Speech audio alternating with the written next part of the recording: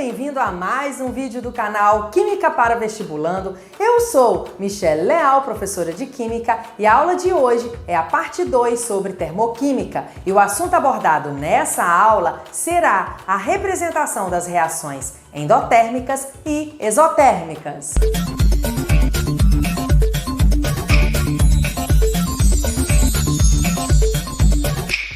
Já vimos na aula sobre a transformação endotérmica e exotérmica, a aula que está aparecendo aqui no card. As reações químicas são representadas através de equações químicas, em que os reagentes são as substâncias que reagem para formar os produtos. Geralmente, os reagentes são representados antes da seta e os produtos são representados depois da seta.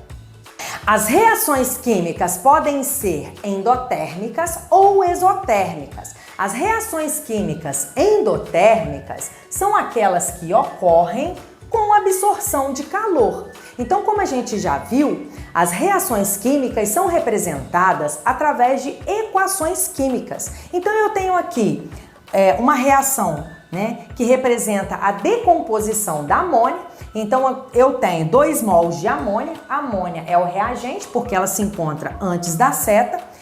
A amônia se decompõe em 1 mol de nitrogênio e mais 3 mols de hidrogênio. O nitrogênio e o hidrogênio são os produtos dessa reação porque se encontram depois da setinha. Então, a decomposição da amônia é um exemplo de uma reação química endotérmica, porque a amônia precisa absorver calor para se decompor em nitrogênio e hidrogênio.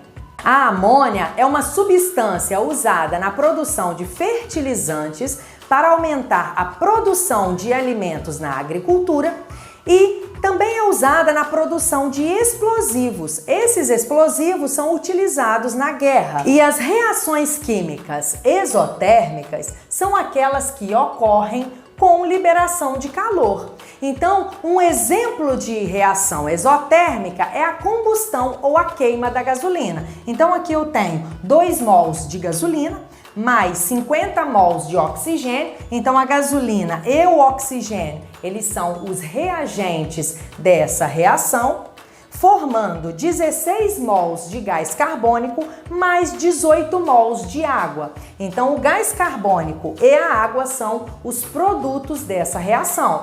Então, a combustão ou a queima da gasolina é um exemplo de reação exotérmica, porque ela libera calor quando ocorre. A gasolina é um combustível derivado do petróleo, que é usado em automóveis para gerar energia. Essa energia gerada pela queima ou pela combustão da gasolina faz com que esse veículo se locomova. Para a gente reconhecer ou saber representar uma reação química endotérmica ou exotérmica, primeiro a gente precisa saber o que é entalpia. Bom, entalpia, que é representada por essa letra H maiúscula, é a quantidade de calor envolvida em uma reação química endotérmica ou exotérmica. Então, a entalpia é o calor envolvido em uma reação endotérmica ou exotérmica. E a variação da entalpia é representada por ΔH, porque o delta significa variação e o H maiúsculo significa entalpia. Então, a variação da entalpia é o ΔH. Existem 2 formas de fazermos a representação de uma reação química endotérmica e exotérmica. Para fazermos a representação de uma reação química endotérmica, como já foi dito, existem 2 formas. A primeira forma é fazer com que o calor envolvido na reação faça parte dos reagentes. Então, aqui eu tenho 2 mols de amônia, Esses 2 mols de amônia precisam absorver um calor de 92,2 quilojoules para se decompor em 1 mol de nitrogênio mais 3 mols de hidrogênio.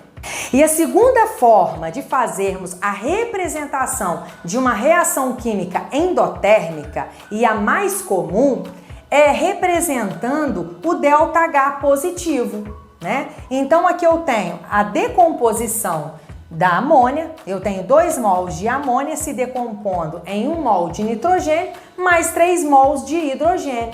Então, para uma reação química endotérmica, o ΔH vai ser positivo. Então, eu vou ter, para essa reação, vou ter mais 92,2 kJ. E para fazermos a representação de uma reação química exotérmica, também existem 2 maneiras. A primeira maneira é fazer com que o calor envolvido nessa reação faça parte dos produtos. Em uma reação endotérmica, esse calor vai fazer parte dos reagentes, mas em uma reação exotérmica, esse calor faz parte dos produtos. Então aqui eu tenho uma reação de combustão da gasolina. Então eu tenho 2 mols de gasolina reagindo com 50 mols de oxigênio e formando 16 mols de gás carbônico mais 18 mols de água e liberando 10.942 kJ. Então, essa é uma das representações de uma reação química exotérmica. Uma outra forma de fazermos a representação de uma reação química exotérmica, e a mais comum, é representando o ΔH negativo. Então, numa reação química endotérmica, o ΔH vai ser positivo, mas para uma reação química exotérmica, o ΔH é negativo. Então, aqui a gente tem a mesma reação de combustão da gasolina, né? Onde eu tenho 2 mols de gasolina reagindo com 50 mols de oxigênio e formando 16 mols de gás carbônico mais 18 mols de água. Então, nessa reação de combustão da gasolina, eu vou ter um ΔH negativo, né, de 10.942 kJ. Isso significa que essa reação química é exotérmica. Essa foi a aula de hoje, espero que tenha gostado. Se você gostou, deixa seu gostei embaixo do vídeo. Se você não gostou, pode deixar o seu dislike. Compartilhe esse vídeo com seus amigos, me siga em todas as redes sociais, se inscreva no canal se você ainda não for inscrito, é só clicar no botão inscrever-se e ative o sininho para você receber todas as notificações e até a próxima aula. Tchau!